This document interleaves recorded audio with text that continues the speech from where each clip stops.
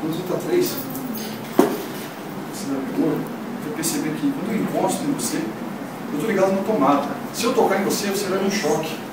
Não é dos piores choques, mas é um que incomoda, ele é chato, ele dói um pouquinho, não é daqueles horríveis. 3 abrindo os olhos, quando ele toca em você, você vai dar um choque. 1, 2, 3, pode abrir o olho?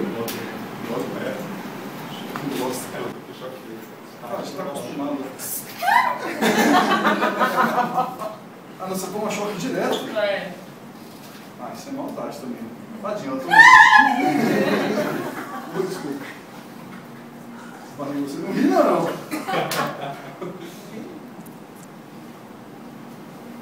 Faz assim, dedinho, dedinho.